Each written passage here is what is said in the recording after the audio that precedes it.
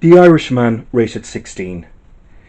In the 1950s, truck driver Frank Sheridan, played by Robert De Niro, gets involved with Russell Buffalino, played by Joe Pesci, and his Pennsylvania crime family. As Sheridan climbs the ranks to becoming a top hitman, he also goes to work for Jimmy Hoffa, played by Al Pacino, a powerful tea master tied to organised crime. Okay.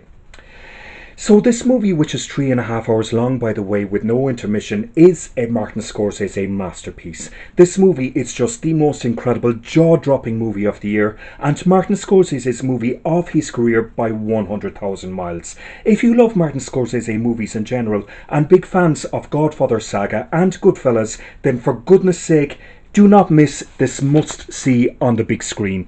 This movie is just glorious, beautifully shot, brilliantly written. You have the usual Martin Scorsese suspects in there, Pacino, De Niro and Pesci, which I'll get to in a minute. But this movie is just absolutely gorgeous, and Martin Scorsese deserves a huge standing ovation for making such a bewildering, mind-blowing, utterly beyond genius, glorious, gorgeous, beautiful, magnificent movie. Now, surprise, surprise, there are reviewers out there who are making a huge big deal regarding the de-aging process. And okay, yeah, apparently vast majority of the $140 million budget did go on that, which was money badly spent really. I don't understand why practical makeup effects couldn't have been used instead, but get over it.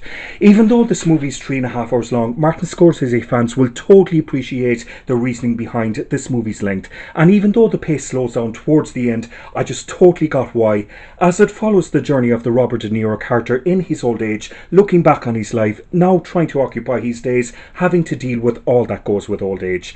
The storytelling, along with blistering brilliant, astonishing character development, is just mind-blowing.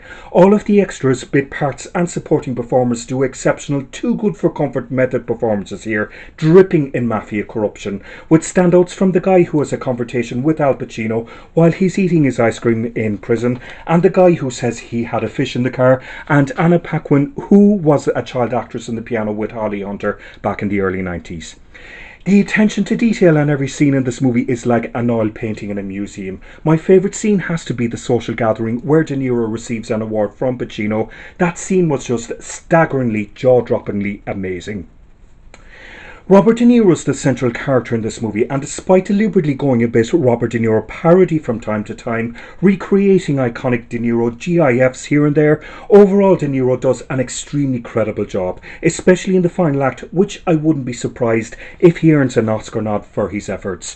Joe Pesci is just unnervingly fantastic, even though he sort of takes a backseat, allowing himself to be upstaged by De Niro and Pacino. His low-key supporting performance is just mind-blowing.